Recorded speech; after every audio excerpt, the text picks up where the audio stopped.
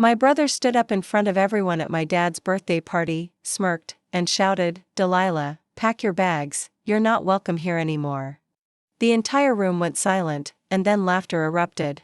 My cousins clapped, my aunts whispered, and my mom just sat there pretending she didn't hear a thing.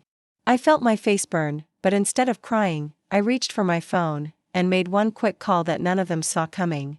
If you want to know what happened after that call, make sure to subscribe, like, and share this story, because trust me, you won't believe how it all turned around. The humiliation was sharp. Plates of cake were being passed around like nothing happened, while whispers about me filled the room. My brother, Ethan, leaned closer with a grin and whispered just loud enough for others to hear, "Finally, you'll stop being the family burden." My chest tightened, but inside, a strange calm settled in. None of them knew what I'd been quietly building while they mocked me for years. None of them had any clue that the very people laughing would soon need me more than I'd ever need them. Dad, sitting at the head of the table, didn't even defend me.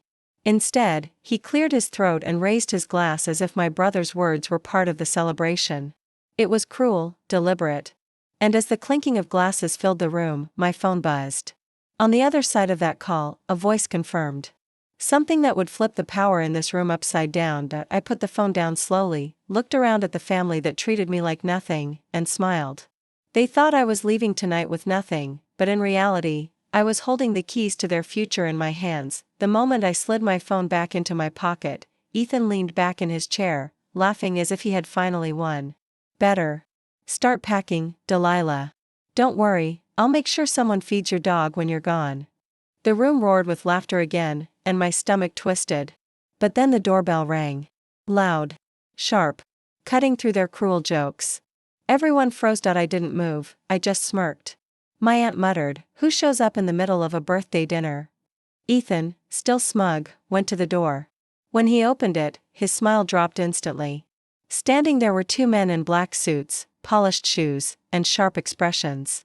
They weren't family, they weren't friends. They were from the firm I had been secretly working with for the last 3 years. The taller one stepped inside, his voice firm but calm. "We're here for Delilah. She owns the property where this house sits. We need her signature tonight." You could hear forks drop on plates. Every single pair of eyes turned to me in disbelief. Ethan stammered, What? That's not possible. Dad owns this house." I leaned forward, resting my elbows on the table, and finally let the truth slip. "Not anymore. Dad signed it over when he needed a loan he couldn't repay. And guess who owns the debt?" My voice was steady, but inside my heart was racing with satisfaction.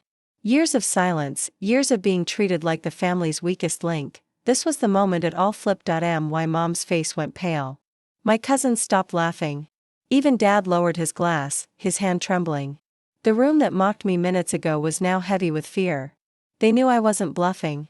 But what they didn't know was that this was only the first secret I was about to reveal, because that quick call I made, it wasn't just about this house. It was about everything they thought was theirs. Ethan's face turned red as he slammed the door shut behind the men in suits. "This is some kind of joke," he spat, pointing his finger at me. You don't even have a real job. You've been living off scraps. There's no way you own this house." His voice shook, but not from confidence, from fear. I leaned back in my chair, crossing my arms. "Funny, isn't it? The family disgrace you all loved mocking is the one paying the bills under your roof. But go ahead, Ethan, keep talking. Every word you say just makes it sweeter when the truth lands." The taller man in the suit laid a thick envelope on the table. He tapped it with one finger. "All the documents are here. Every signature, every transfer. Delilah is the sole owner of this property and its adjoining assets. You should all be grateful she hasn't evicted you yet." Gasps filled the room. My aunt clutched her pearls like she was in some drama, while my cousins whispered furiously. Mom's eyes darted to Dad, searching for a lifeline, but he just looked down, defeated. For the first time in my life, he had no words to shut me down. I stood slowly, letting the silence stretch. "You remember 3 years ago when you all laughed because I couldn't afford college? When you said I'd never make anything of myself? Well, while you were busy mocking me, I was working nights, building a startup. I kept quiet while you called me a failure. But last year, that company got bought out, for 7 figures. A glass slipped from someone's hand and shattered on the floor, but no one moved.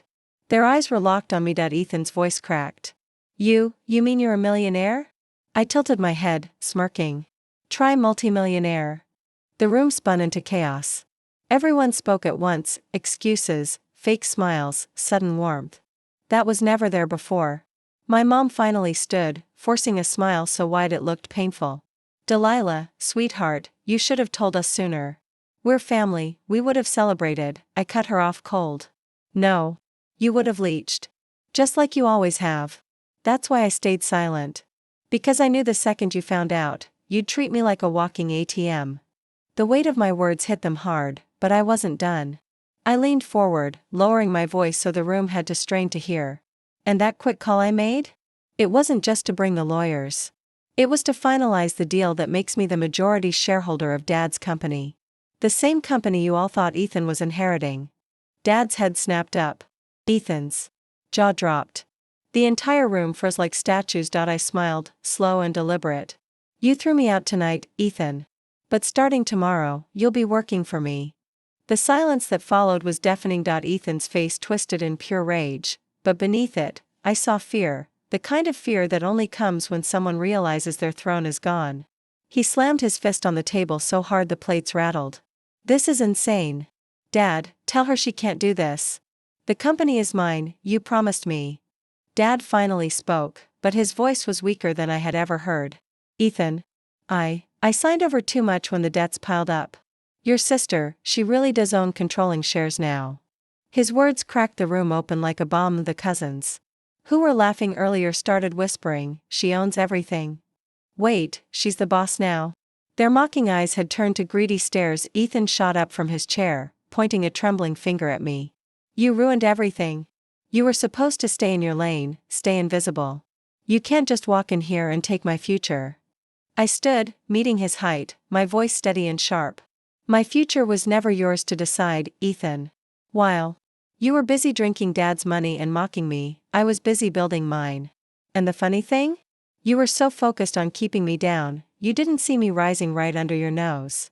The lawyers laid out another set of documents, this time sliding them toward me.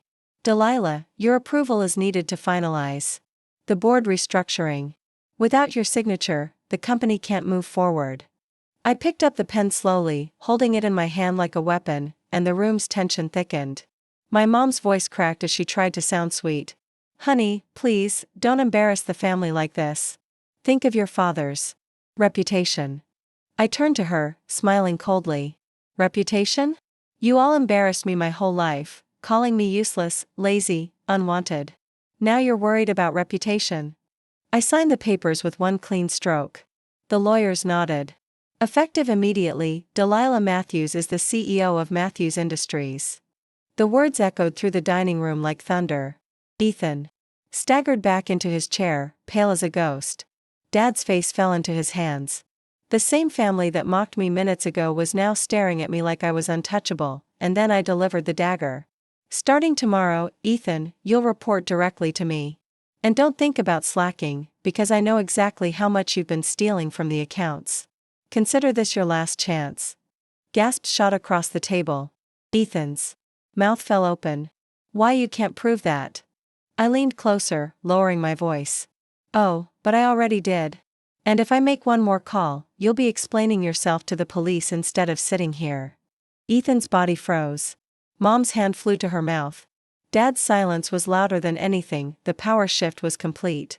But what they didn't know yet was that I had one final card to play, one that would not only crush Ethan, but leave the entire family on their knees, and when I revealed it, they would regret ever telling me to pack my bags. The room was drowning in silence, broken only by the faint clinking of glasses as someone nervously shifted in their chair. Ethan sat frozen, his face pale and sweaty, while Mom's fake smile had completely vanished. Dad looked smaller than I had ever seen him, his once booming voice gone, replaced with shame. They thought this was over, that I'd just stop at owning the house and the company. But I wasn't finished. Not even close. I stood tall, letting my gaze sweep across every face in the room. You think the humiliation ends here? No. This birthday party you turned into my execution, it's about to become your stage of shame. At that moment, the doorbell rang again. Everyone jumped. Ethan muttered under his breath, "Not again." I walked to the door myself this time, my heels clicking on the floor like a countdown. When I opened it, a man with a camera crew and reporters stood there, flashes already going off. Ethan leaped to his feet. "What the hell is this?" I turned back with the widest smile. "Remember that quick call I made earlier? I invited the local press. They've been investigating the company's corruption for months. And tonight, I handed them every document: Ethan's fraud, Dad's debts, Mom's hidden transfers. Every dirty little secret this family tried to bury." Gasps exploded around the table. My mom screamed, "You wouldn't dare." "Oh, I already did," I said calmly, stepping aside as the reporters entered. "The world deserves to know who the real parasites are." The reporters began firing questions, cameras flashing in Ethan's red, panicked face. He stuttered, unable to form words. Dad tried to stand, but one of the journalists shoved a microphone toward him. "Mr. Matthews, is it true your daughter saved the company from bankruptcy while you and your son squandered millions?" His face turned the color of ash. "And me?" I stood there, unshaken, while the spotlight finally landed where it belonged. The same family that once forced me into the shadows was now being dragged under the harsh light of truth. Ethan shouted, tried to cover the cameras, but every move he made only made him look more pathetic. My mom begged me to stop, tears streaking her makeup, but I looked her dead in the eyes and said, "This is exactly what you wanted, isn't it? A show? Well, enjoy the show." Reporters captured every second: Ethan's meltdown, Dad's silence, Mom's sobs. And right there in front of the world, I took the microphone from a reporter and said, "They told me to pack my bags tonight. But guess what? It's their bags that'll be packed tomorrow. This house, this company, this legacy, all of it is mine now. And I earned it." While they laughed at me. The cameras kept flashing, the room filled with chaos, but I felt nothing but calm. For the first time in my life, I wasn't the family's disgrace. I was their reckoning. Ethan buried his face in his hands. My dad hung his head. My mom begged under her breath. But there was no saving them now. Their empire had crumbled in one night, and I was the one standing tall in the ruins. I walked out of the dining room as reporters swarmed them, my head held high. The same girl they tried to break had become the woman who broke them instead. And deep down, I knew this wasn't just revenge. It was justice.